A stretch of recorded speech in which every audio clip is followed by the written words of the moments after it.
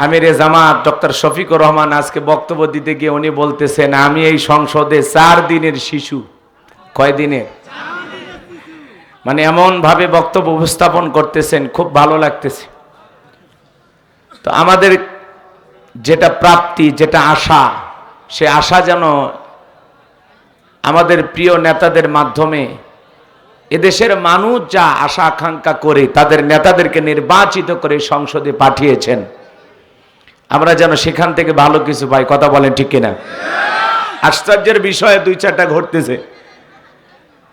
পীরজাদা হানজালা ভাই খুব সুন্দর পাগড়ি পরে তিনি সংসদে হেঁটে যাচ্ছেন, সেনাবাহিনীর ভাইদের সাথে মুসাফা করতেছেন। এক শ্রেণীর মানুষ থাকে যারা টুপিওয়ালা, দাড়িওয়ালা, পাগড়িওয়ালাদেরকে সহ্য করে না। কথা বলেন ঠিক কিনা? তো পীরজাদা হানজালা ভাই যখন এমপি সাহেব হেঁটে যাচ্ছেন, পিছন থেকে একজন বলতেছে, ওই যে যায় জঙ্গি। একটু জোরে কর নাউজুবিল্লাহ। ওই যে এমপি সাহেব যায়, ওইটা কি? জঙ্গি। শুধু পাগড়ি আর টুপি থাকার কারণে আমাদের প্রিয় হানজালা ভাইকে যারা জঙ্গি বলেছে, সংসদ ভবন এলাকার গুরুত্বপূর্ণ একটি জায়গা, আমরা বলতে চাই যার মুখ দিয়ে এই শব্দটা বের হয়েছে তার বিচার বাংলাদেশের মানুষ দেখতে চায়। কথা বলেন ঠিক কিনা? টুপিওয়ালা, দাড়িওয়ালা, আলেম ওলামা সংসদে গেছে আর পিছন থেকে বলবেন ওই যে জঙ্গি এমপি হেঁটে যায়।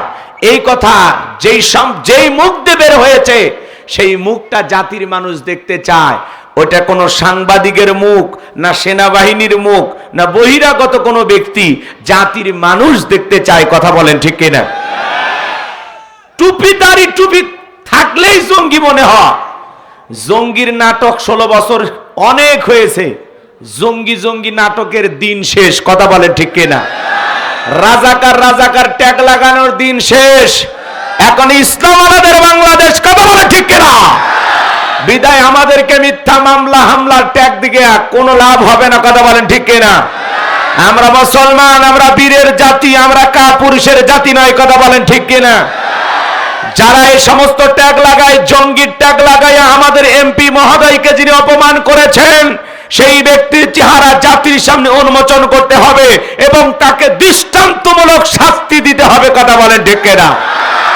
আমার ভাইয়েরা, ওরা তো জানে না আমরা মুসলিম জাতির পিতা ইব্রাহিমের সন্তান, যে ইব্রাহিম আল্লাহর খুশির জন্য নমরুদের আগুনে পড়তেও রাজি। কথা বলেন ঠিক কিনা? আমরা ইসমাইলের ভাই, যে ইসমাইল আল্লাহর খুশির জন্য ছুরির নিচে জবাই হইতেও রাজি। কথা বলেন ঠিক কিনা?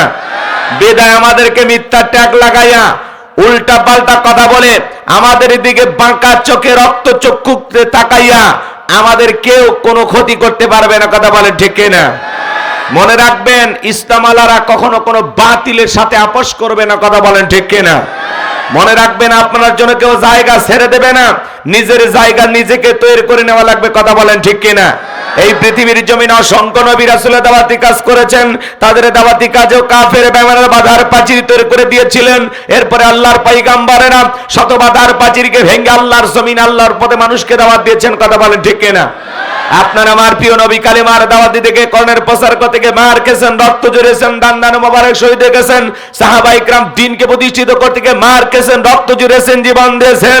ও বাংলার মুসলমান, এই দেশের মানুষ যদি 1952 সালে ভাষার জন্য জীবন দিতে পারেন, 1971 সালে আপনার আমার পূর্বপুরুষেরা এদেশের মাটির জন্য, এদেশের স্বাধীনতার জন্য যদি জীবন দিতে পারেন, রক্ত দিতে পারেন, 2024 সালে স্বৈরাচার জালেমকে বিদায় করে দেওয়ার জন্য এদেশের 2000 বেশি মানুষ যদি রক্ত দিতে পারেন, জীবন দিতে পারেন, প্রয়োজন যদি হয় আল্লাহর এই জমিন, আল্লাহর দ্বীনকে প্রতিষ্ঠিত করার জন্য, কোরআনের সমাজ ব্যবস্থা কায়েম করার জন্য নবীদের মতো, সাহাবায়ে কিরামদের মতো বুকের তাজা রক্ত দিতে হয় কোরআনের জন্য, দ্বীনের জন্য, ইসলামের জন্য, কারা কারা বুকের তাজা রক্ত দিতে রাজি? দুই হাত তুলে আল্লাহকে দেখা।